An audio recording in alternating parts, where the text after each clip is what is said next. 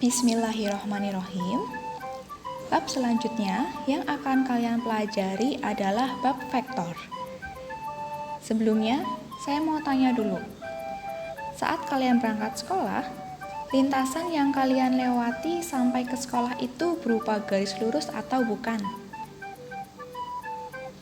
Bagi kalian yang rumahnya jauh dari sekolah, pasti untuk sampai ke sekolah kalian melewati jalan yang berbelok-belok. Nah, perpindahan kalian dari posisi di rumah sampai di sekolah akan berbeda dengan jarak yang kalian tempuh dari rumah ke sekolah. Misal, dari rumah ke sekolah, kalian menempuh jalan sepanjang 50 meter, 75 meter, 125 meter, dan 50 meter. Berarti kalian menempuh panjang total lintasan 300 meter. Ini adalah jarak yang kalian tempuh dari rumah ke sekolah. Kemudian, kalau kita tarik garis lurus dari rumah ke sekolah seperti ini. Ternyata hanya 225 meter. Ini adalah perpindahan kalian dari rumah ke sekolah. Sebelumnya, kita sudah mempelajari apa itu besaran skalar dan apa itu besaran vektor. Jarak adalah besaran skalar, sedangkan perpindahan adalah besaran vektor. Arah perpindahan pada contoh ini adalah ke arah timur laut, di mana ia berpindah 45 derajat dari timur ke utara. Jadi, perpindahannya 225 meter 45 derajat ke timur laut. Sebelum kita mempelajari cara menggambar dan menyatakan vektor, kita belajar sedikit tentang matematika, yaitu trigonometri. Pernah dengar trigonometri? Atau pernah dengar sin, cos, tan? Sekarang bahas dulu perbandingan trigonometri pada segitiga siku-siku. Di sini ada segitiga ABC dengan siku-siku di A. Dan pada B membentuk sudut sebesar alfa. Nah, berapa nilai sin alfa? Nih, hafalin ya. Untuk mencari nilai sin. Sin demi. Sin demi, de itu depan, mi itu miring. Jadi untuk mencari nilai sin itu depan dibagi miring. Sisi yang di depan alfa dan sisi miring. Alfa kan di B. Sisi yang di depannya itu sisi AC. Nah, sisi miringnya BC. Jadi sin alfa di segitiga ini panjang AC dibagi panjang sisi BC. Terus cos, hafalin lagi. Cos sami, sa samping, mi miring. Jadi nilai cos itu samping dibagi miring. Sisi yang di samping alfa dan sisi miring. Sisi yang di samping alfa itu sisi AB. Sisi miringnya BC. Jadi cos alfa di segitiga ini panjang sisi AB dibagi panjang sisi BC. Terakhir tan. Tan desa. Tan desa, D depan, sa samping. Nilai tan itu depan dibagi samping. Yang di depan alfa itu AC, sisi yang di sampingnya AB. Jadi tan desa itu panjang AC dibagi panjang AB untuk di segitiga ini. Misalnya ada segitiga, alasnya 5 cm, tingginya 12 cm, dan sisi miring 13 cm. Kita cari nilai sin, cos, tan.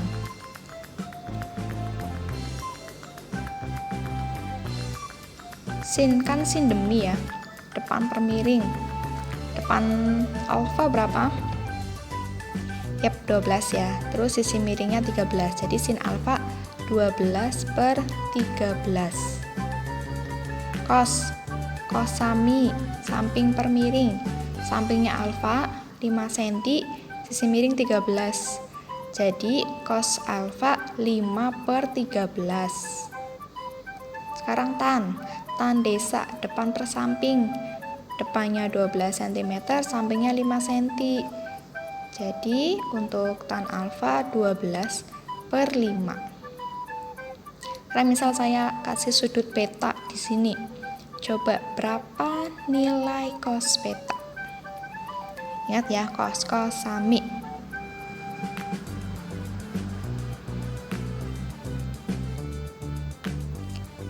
Saya hitung ya, 5 detik ya.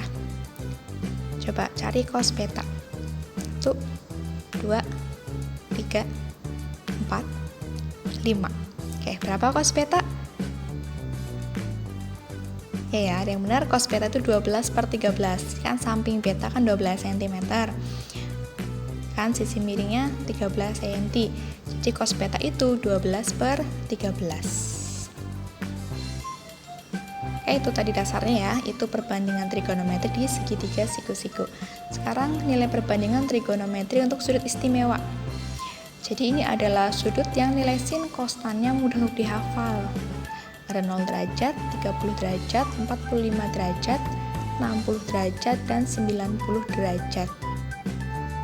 Nah, kalau untuk sin dan cos, nilainya tuh mundur gitu, jadi gampang dihafalinya. Maksudnya gini, sin 0 derajat 0, sin 30 derajat setengah, sin 45 derajat setengah akar 2, sin 60 derajat setengah akar 3, sin 90 derajat 1. Nah, kalau cos itu kebalikannya tuh. Jadi cos 0 derajat itu 1. Kan kalau di sini nilai 1 buat 90 derajat. Kalau di cos nilai 1 buat 0. Di cos 30 derajat setengah akar 3, cos 45 derajat setengah akar 2, cos 60 derajat setengah, cos 90 derajat 0. Jadi kalau sin kan 0 setengah akar 2, setengah akar 3 1. Kalau cos 1 setengah akar 3, setengah akar 2, setengah 0.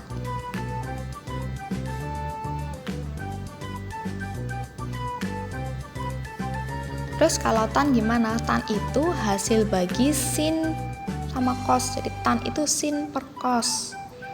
Jadi kalau tan 0 berarti kan sin 0 per cos 0. Berarti 0 per 1. Berarti tan 0 itu 0. Tan 30 derajat setengah dibagi setengah akar 3 ya. Di sin 30 per cos 30 setengah dibagi setengah akar 3.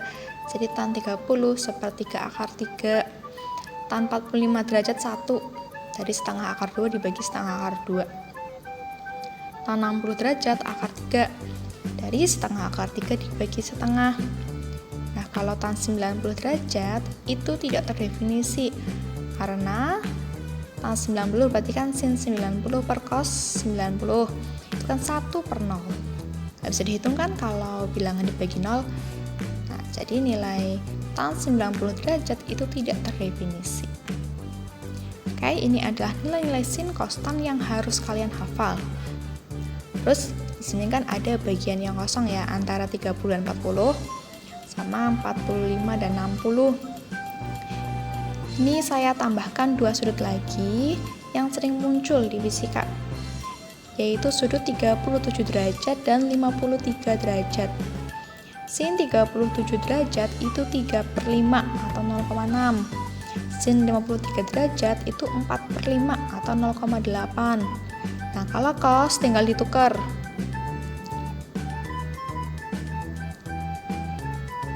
Cos 37 derajat berarti 4/5 atau 0,8. Cos 53 derajat itu 3/5 atau 0,6. Nah, kalau tan di sini kan sin per cos ya, berarti tan 37 derajat itu 3/4 atau 0,75. Tan 53 derajat itu 4/3. Ya, silahkan dihafalkan ya. Tadi materi tentang trigonometri. Sekarang balik lagi ke vektor. Ke penggambaran vektor. Vektor itu digambarkan dengan garis dan arah seperti ini, jadi kayak anak panah gitu ya. Contoh, ada gambar vektor dari titik A ke B. A itu titik tangkap vektor, B menunjukkan arah vektor. Dari A ke B itu kan panjang AB. Nah, panjang AB itu nilai atau besar vektor. Kita buat kesepakatan ya, untuk arah ke kanan itu positif dan ke kiri bernilai negatif. Kedua, resultan vektor dalam satu garis. Sini ada vektor A ke kanan dan vektor B ke kanan. Dua-duanya ke kanan, berarti dua-duanya positif. Jadi resultannya A ditambah B. Sekarang kalau A-nya ke kiri, B-nya ke kanan. A ke kiri, berarti dia nilainya negatif. B ke kanan positif. Jadi resultannya B dikurangi A. Kedua, resultan vektor dengan metode segitiga. Misal ada vektor A dan vektor B. Vektor B dan vektor A masing-masing memiliki arah seperti di gambar. Resultannya seperti ini. Pokoknya kepala dan ekor ketemu ya. Gitu aja cara mudengnya. Di vektor A ditambah vektor B, berarti kepalanya A ketemu ekornya B. Jadi kayak saling makan gitu loh.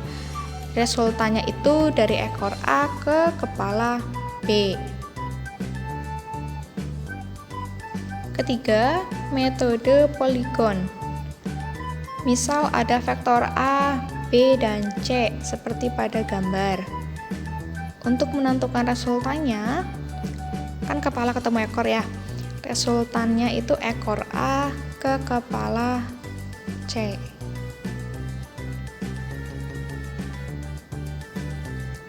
Keempat, metode jajar genjang. Ada vektor A dan B.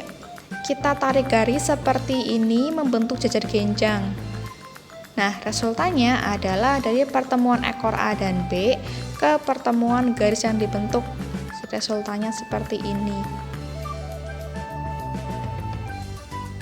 Nah, dari metode jajar genjang tadi, kita bisa menghitung resultannya dengan rumus ini.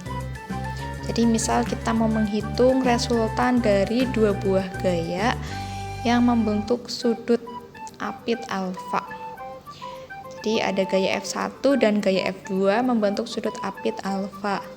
Maka resultan gayanya F sama dengan akar F1 kuadrat ditambah F2 kuadrat ditambah 2 kali F1 kali F2 dikali cos alfa. Nah, untuk arah vektornya kita gunakan rumus ini.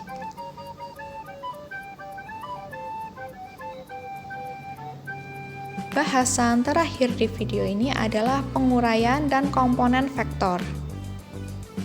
Kalau kita gambarkan vektor pada sumbu koordinat seperti ini, komponen vektornya yaitu fx sama dengan f cos alfa dan fy sama dengan f sin alfa.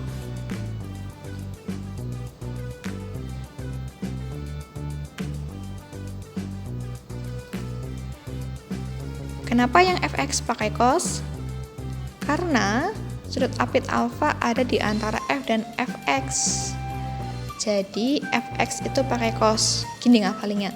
Yang dekat dengan sudut itu pakainya cos.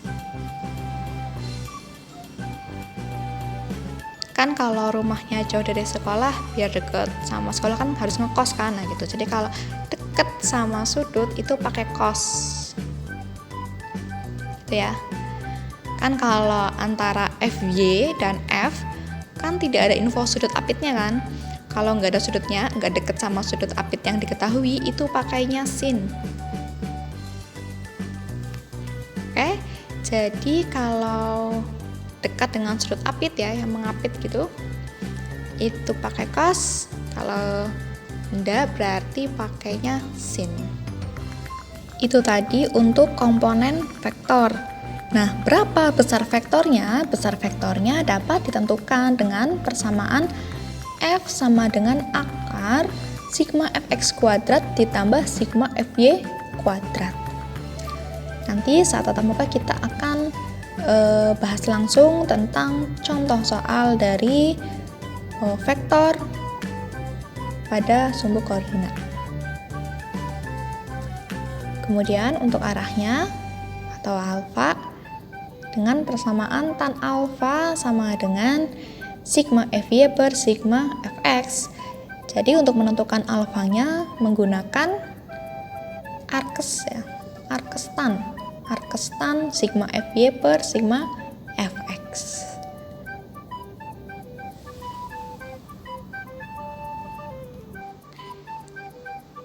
Oke, itu tadi materi bab vektor.